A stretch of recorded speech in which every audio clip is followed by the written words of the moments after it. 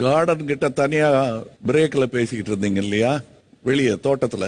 ஆஹா சூனா போனா ஒவ்வொருத்தர் இருக்க வேகத்தை பார்த்தோம்னா அவன் அருமை வறுமைக்கு ஆபத்து வந்துரும் போல் இருக்கடா. தயவு செய்து பிரேக் ஆயிரு, இல்லன்னா வேற ஒண்ணு பண்ணுவாங்க அப்படின்னு சொல்லி இருந்தேன் சார். நீங்க படுத்துற நிமிஷம்னால தாங்க முடியலையே. நிறைய மெத்தட் ஃபாலோ பண்ண, அவ பிரேக் ஆகவே இல்ல, ரொம்ப ஸ்ட்ராங்கா நின்னுட்டா. அவர் உங்ககிட்ட சொன்னார் வந்து கேம் வந்து உங்களை உடைக்க போறாங்கிற வார்த்தை எதுக்கு அவர் உங்ககிட்ட வந்து சொல்லணும்? அவர் வந்து சொன்னாரு இது மேல பெரிய ஆப் இருக்கு, இப்பவே நீ சிரிச்சிரு அப்படின்னாரு, தவிர வேற எதுவுமே புரிஞ்சதா? ஸ்ட்ராட்டஜி எனக்கு அது ஸ்ட்ராட்டஜி மாதிரி இருந்துச்சு. எனக்குல இப்பவே நீ சிரிச்சிரு அப்படினால உங்ககிட்ட சொன்னார் எனக்கு தோணுச்சு. கேட்டுக்க டிஸ்கஸ் பண்ணத நான் யாருக்கிட்டயுமே எப்பயுமே சொல்லல.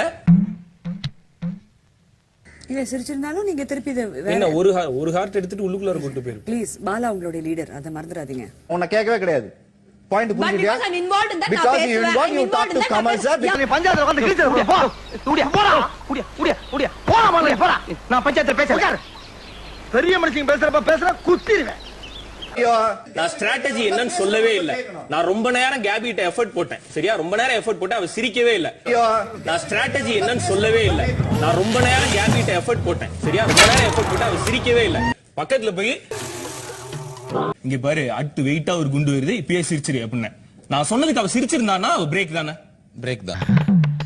தெரிஞ்சுக்கிட்டியா? இல்ல நான் கேக்குறேன், உனக்கு தெரியுது காப்பாத்த தான் ட்ரை பண்ணிட்டு இருக்கோம் அப்படின்னு தெரியுது.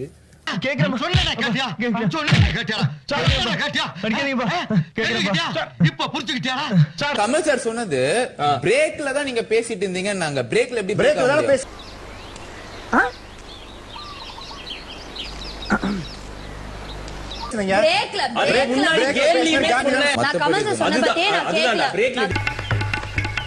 சூனாப்பானா சுப்ரீம் கோர்ட்டே வந்தாலும் உன்னை ஒண்ணும் பண்ண முடியாதுடா. இதை இப்படியே மெயின்டைன் பண்ணு.